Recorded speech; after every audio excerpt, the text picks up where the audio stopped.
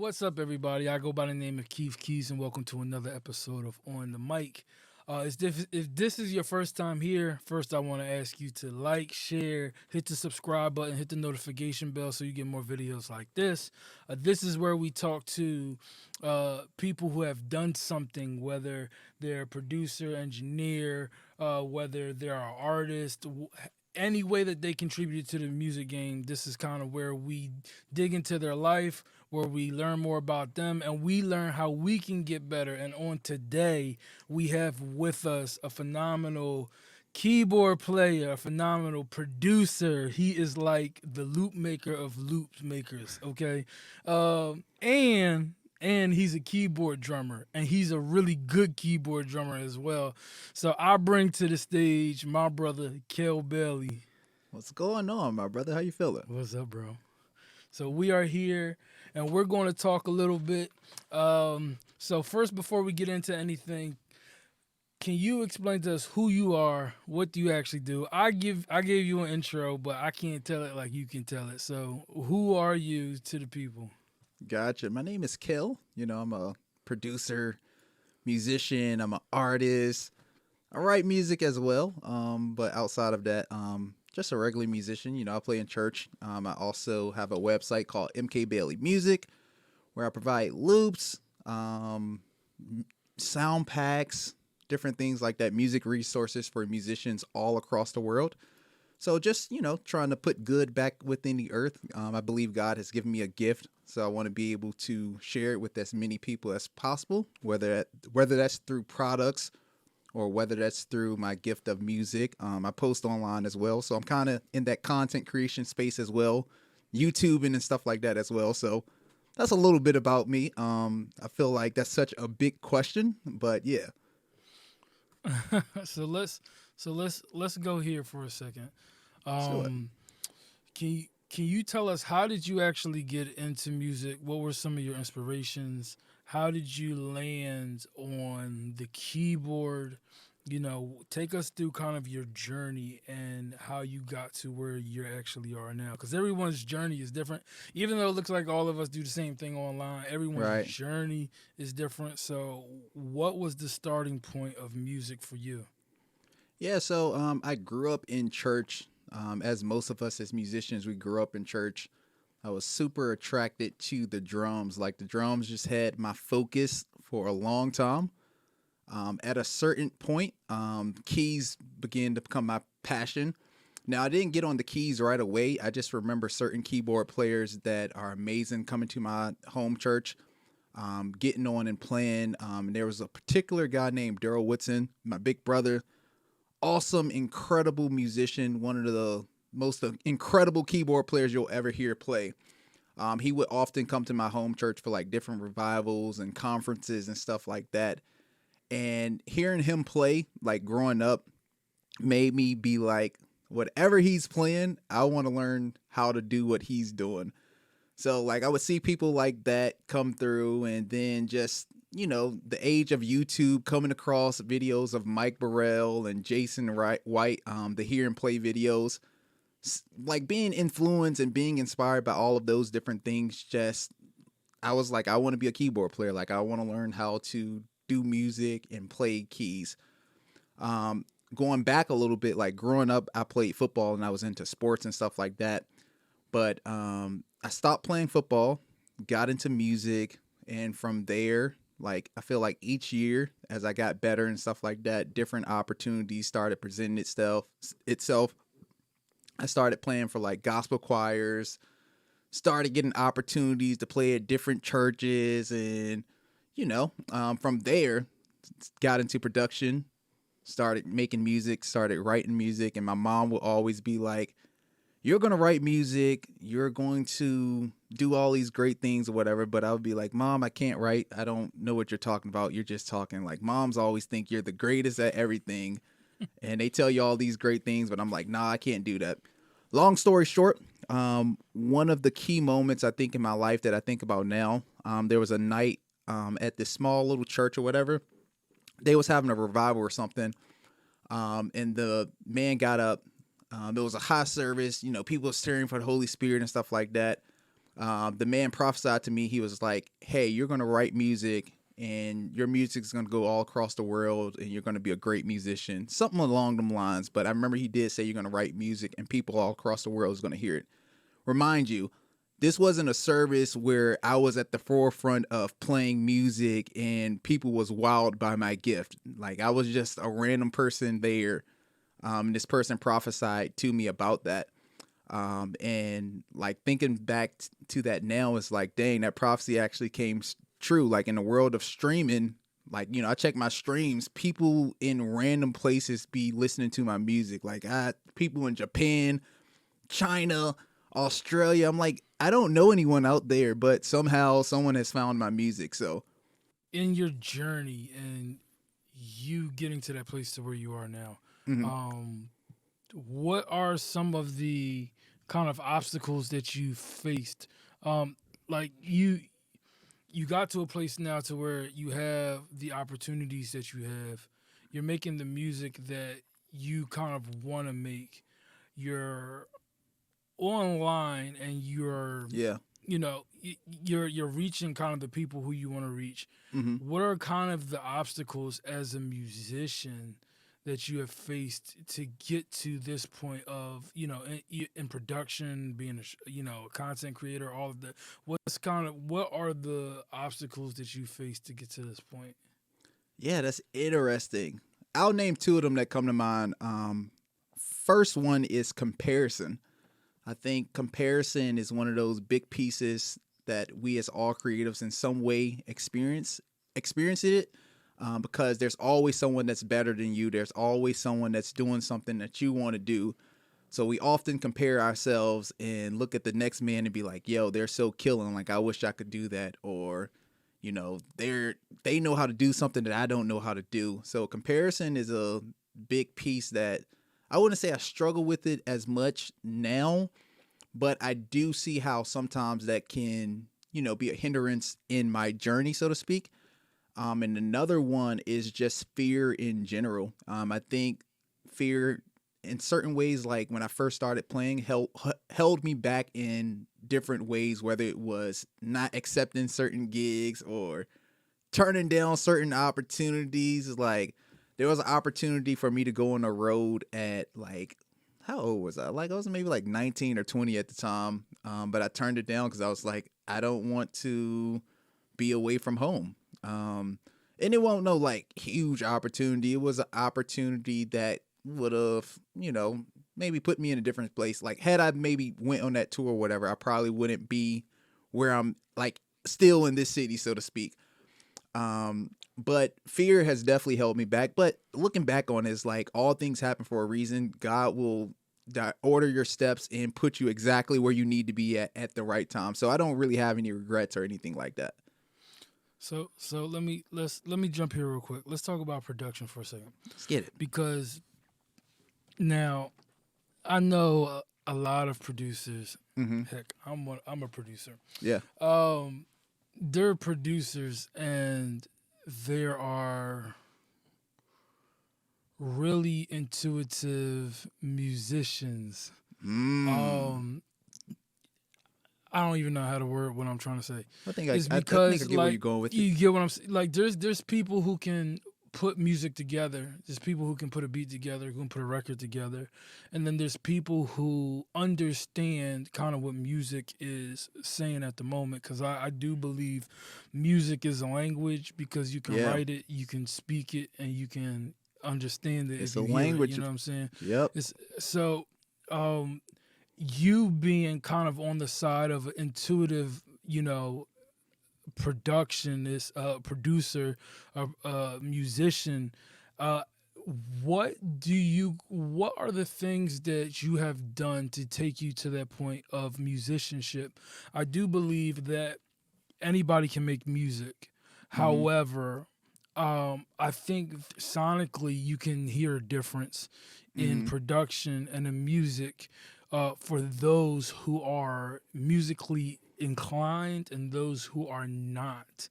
Mm-hmm. So what do you say to the level of musicianship as it plays a role in music? Is it as important, or do you think that music just is what it is, and whatever somebody creates, that's just what they create? Or do you feel as if there's a standard of musicianship when it comes to production? Yeah, I think that is a great question. I think there's levels to everything, like especially in this music game. Like, bro, like I think I'm thankful where I'm at in my music career with my level of musicianship.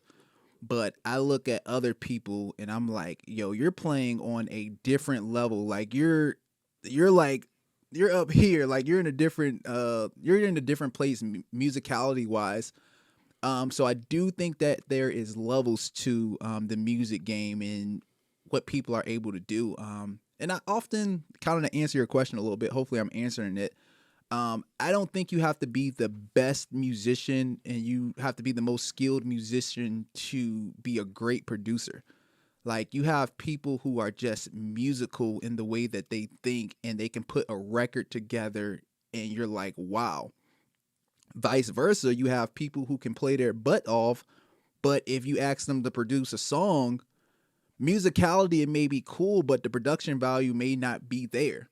Like, so I think what I'm trying to get at is I think it's the way that you think musically that enables you to make a good production and be a good producer. Like, are you able to invoke a feeling with your playing that people connect to? Like, cause you can sound good, but it goes back to it. Like, there's levels to it. Like, some people are just playing they're in a different arena with the way that they think and the way that they're able to pull certain heartstrings with certain chords that they play or certain sound choices they use. So with saying that, how important are the tools?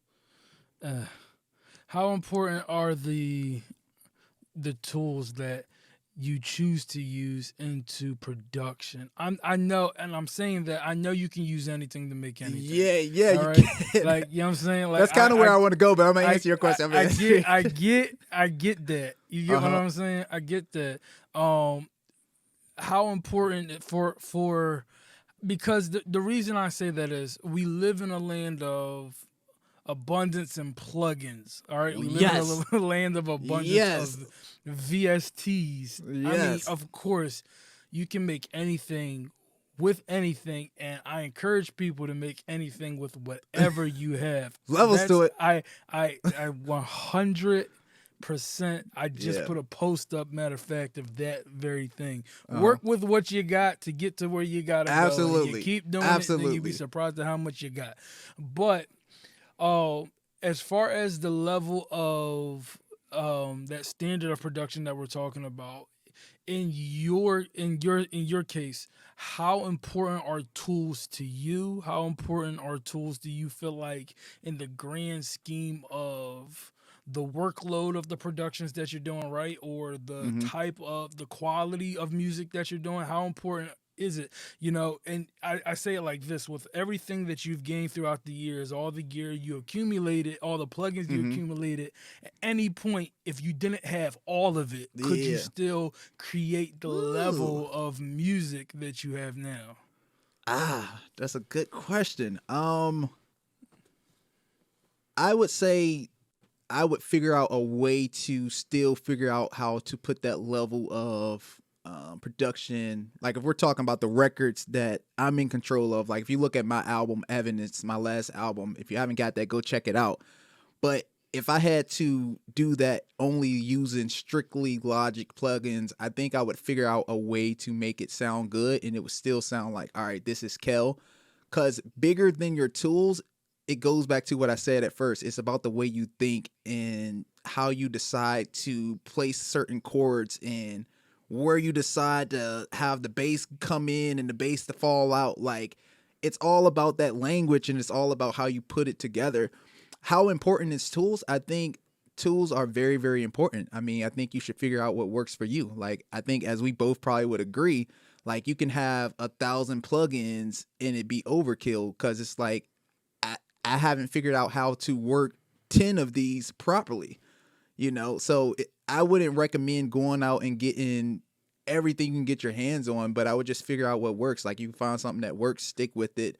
And as you learn that, slowly start to like, oh, I like the way that sound, or I like the way I saw my homie use this. Let me go, get this sound pack or whatever and figure out how I can master that. But, I mean, abundance is great, but what's even better is having 5 or 6 tools that you use consistently and you master that to the point where it's like, people are like, what are you using? And it's like, oh, I'm using my Motif ES. It's like, oh, I got that at home too. It's like, oh yeah, I've mastered it to the point where, my board don't sound like your board, or my VST don't sound like your VST. It's like, I've mastered it. So, work with what you got. If you want more things, do that. But also, if you're the more you get, the more you have to learn and the more you have to master. So sometimes it can be a headache. It's like, as you just mentioned, you got a new interface. With each new gear that you get, it's like, all right, now I have to figure out how this is going to work with what I got. And sometimes it's a headache when we get new gear. You know what I'm saying? Like, okay, so the reason why I asked you that is because following you for a while, I know that you are specific with sounds. You're specific with the choices of patches that you choose, the actual sounds that you have. So that was my reasoning for that question, because I do feel as if, and first of all, I have an ES6 right here. So come on, ES6. So ESA right here. Listen, and these keyboards are what, 30 years old? Something close like to that. 30 years old. 40, close 50 to 30 years old. They old. Years old. But they still work. Yes. But I do think that there is with this abundance of VSTs and things like that, everyone's always flocking to the very next sound. And I'm not saying that to stop chasing sounds, because I have over a terabyte worth of just sounds, Yeah. I suggest that everyone keep chasing sounds, but sometimes I think that chase becomes a little more addicting to actually getting better on the actual tools that we actually have. So to your very point, so on your channel, I'm gonna go here. Let's talk about it. on your channel, it was so funny. I was hollering because you play at church. Every Sunday. And your church you have multiple locations. Oh yeah. In other words, I'm gonna just throw a backdrop for everybody. Therefore you play on multiple rigs. You play on different rigs, and and you had a Nord 3, and you ended up getting a montage, and people thought as if you said that the Nord was outdated and that's why you got the montage, and it created a nice little storm for you in your comment section. Right. How important for keyboard players do you think it is to kind of like what we said with VSTs and plugins and stuff?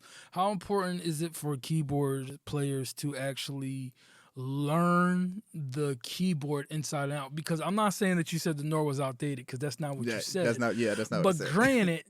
granted, let's act as if you did. Hypothetically, if you did say that, I would then believe that you understood kind of the sonic signature of the Nord that it was given. You would understand all of the sounds that it can give you, all of the capabilities, all of the editing features, all of the layering, all of everything that the Nord could provide for you. How important is it do you think, musicians, period, to understand the tools in which they're using now versus jumping on the next big thing? Because honestly, for Yamaha, we waited for this montage, the old montage.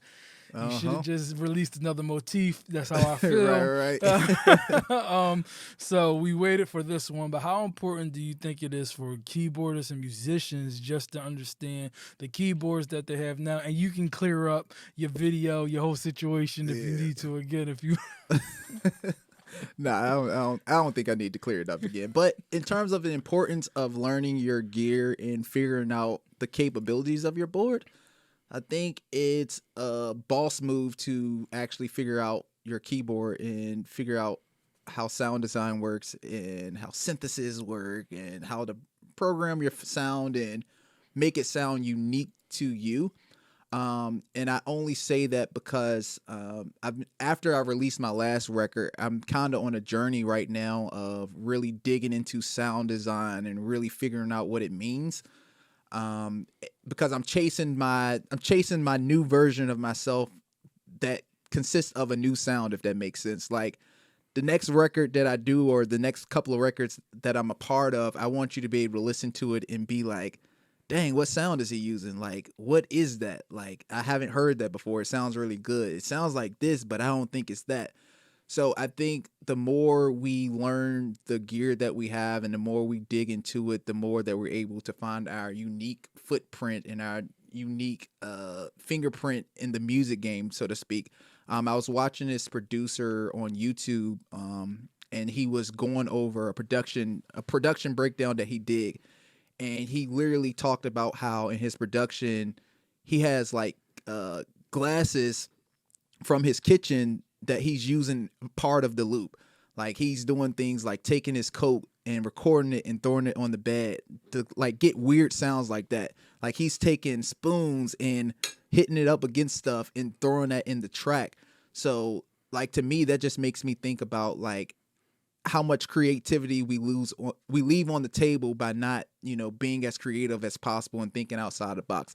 So I say all that to say, there's no point of chasing the next gear if we haven't mastered what we already have, or at least if we do get the new gears, no point of getting a new montage and just stacking full grand piano, background strings, analog pad, and J-pop. Like the soundscape is so much bigger than that. And that's kind of what I'm chasing right now. I'm chasing like, how can I really figure out how to make this board sound different from anyone else's board? Like to the point where it's like, yo, what is he using? I want to go get a montage because I think these are stock sounds, but they're not stock sounds. They're sounds that are tweaked.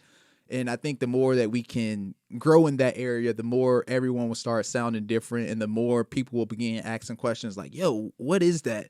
It's like, I don't know what that is. We can all help each other out and share and stuff like that.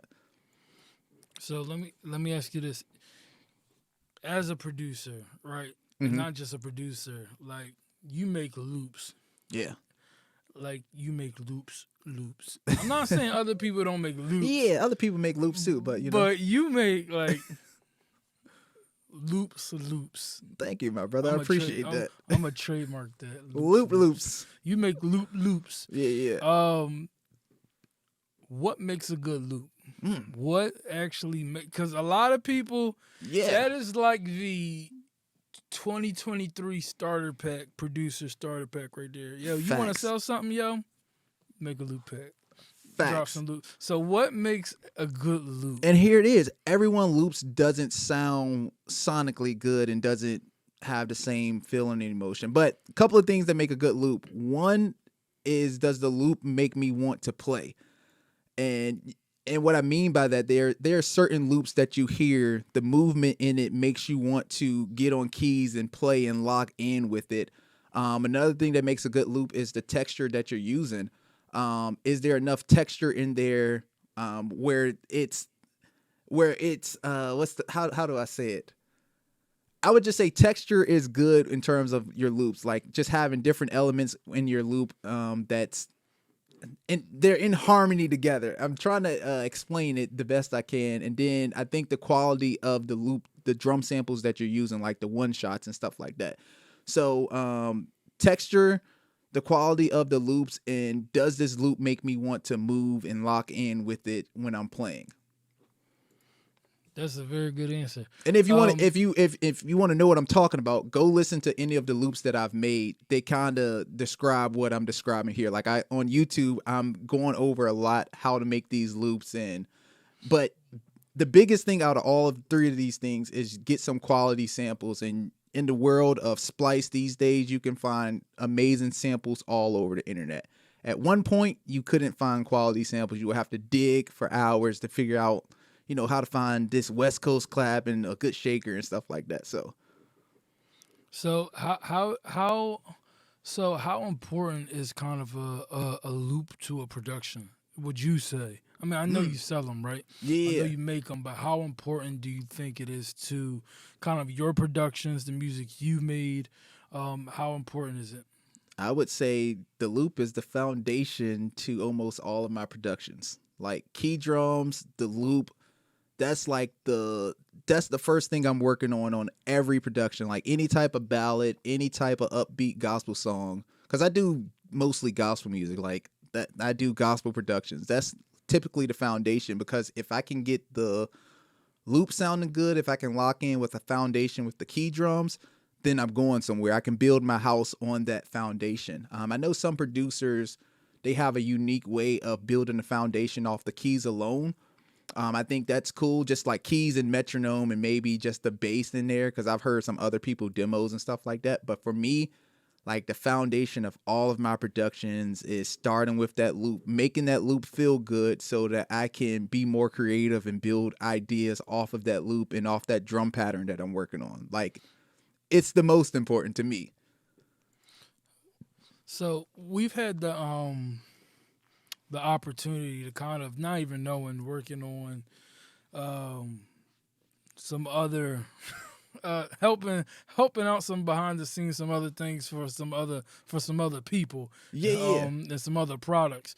How important do you think? Not how important. Where do you think we are kind of headed with VSTs now? Where do Mm, you think? And the reason I'm asking that is because, like I said, more obviously more VSTs are coming out. yeah. But what where are we headed?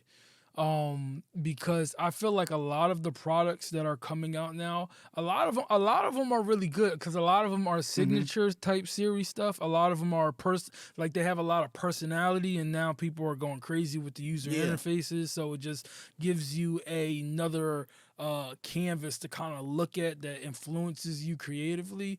Hmm. But where do you think we're kind of going with VSTs now? Given that the state that we're in with AI now, Hmm. how easy and accessible it is on different devices, on Yeah. iPad. I mean, literally with the iPhone 15, if you have a VST on your phone, you literally can just plug Yeah. your MIDI board. You know what I mean? You can just go to work with your phone. So where do you think we're at with VSTs now in the grand scheme of production or even live music? Where do you think we are with that? Yeah, I think more opportunities are opening up for people to like me and you probably could figure out how to come up with our own VSC at this point. Like it's becoming more of a even playing field, if I want to say it like that. Mhm. So I think that's really, really, really cool. I think it just goes back to like in terms of the consumer. The point of view I'll take with that is it's nice to have an abundance of plugins and have access to these things, but I think we all need to figure out a couple of things that work for us and lock in with that and run with it, you know? Well, let's stay there for a second. Let's park right there. How do we find out what works best for us, though? You know what I mean? Like, Yeah. what do we do to find out what tools we need to use to make the music we want to make? What does that look like? I think it depends on who you're inspired by. So I'll use this as an example. If I'm inspired by um Jason White, no, if I'm inspired by Mike Burrell, I'll put it that way. Mike Burrell, if I'm inspired by him and I'm on Instagram and I consume a lot of his content, I'm listening to the sound choices that he used. I'm listening to where does he place them at. If he's using a Nord piano, now you may not be trying to be Mike Burrell, but if you're inspired by him, you're going to figure out, what he's using, and maybe you may get a Nord and use a Nord like he's using a Nord. And let's say you DM him and ask him like, "Hey, I heard you use this synthesizer there. What were you using?" Now, I don't think Mike used a lot of VSTs. I don't know for sure. I feel like he used a lot of analog gear and like actual real synthesizers and stuff like that. But I think by asking questions about what other people are using, that's how you kind of find your own sound.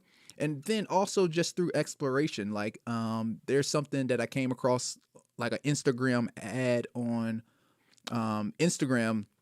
It was like I forgot what the company is called, but they make like loop products, and the loop products that they use is like they're using kitchenware. They're using like spoons and glasses and stuff like that, and they're using like crazy samples. So I heard that on Instagram, and I was like, yo, I'm going to start adding that to my loops.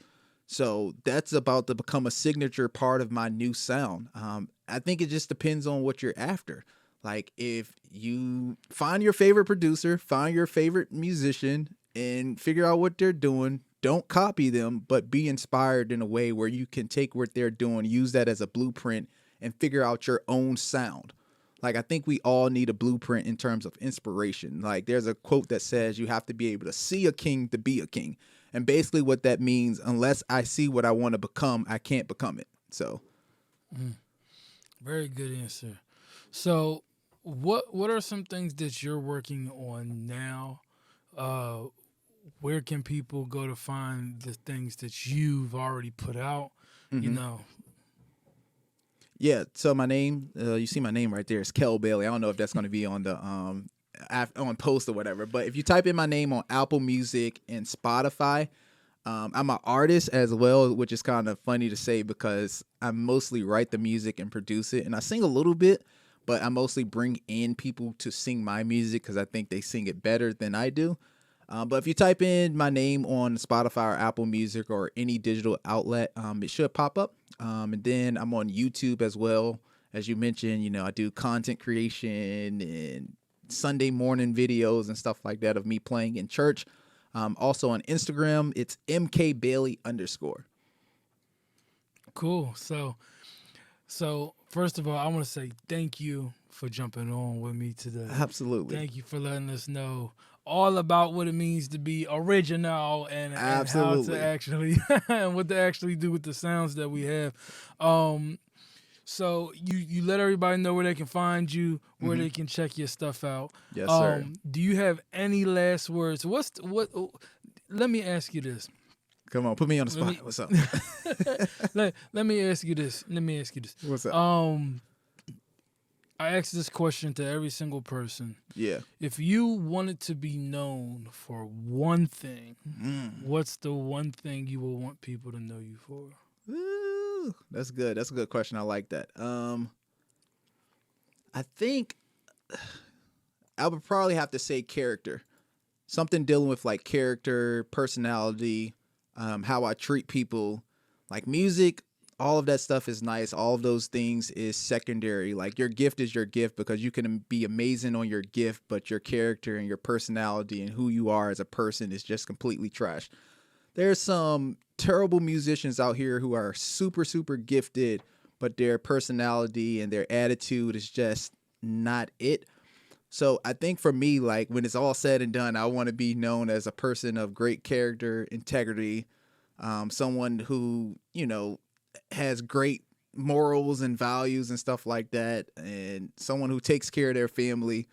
In music, that's secondary, like for me, like, and I love being a musician. I love being those things, but you know, I think character and integrity is something that's huge to me and something that I want to be able to be remembered by in terms of legacy and all of those things. Well, Kel, I want to say thank you. The people want to say thank you. Absolutely. And before we leave, everybody, hit the like button, subscribe button, notification bells. Check the description. There's a whole bunch of free things in the description. Yep. Kel is in the description. All of the things that Kel named where you can find him at is in the description. His website's in the description. Everything's in the description, all right? Everybody be dope. We'll see y'all in the next video. Peace. Yes, sir.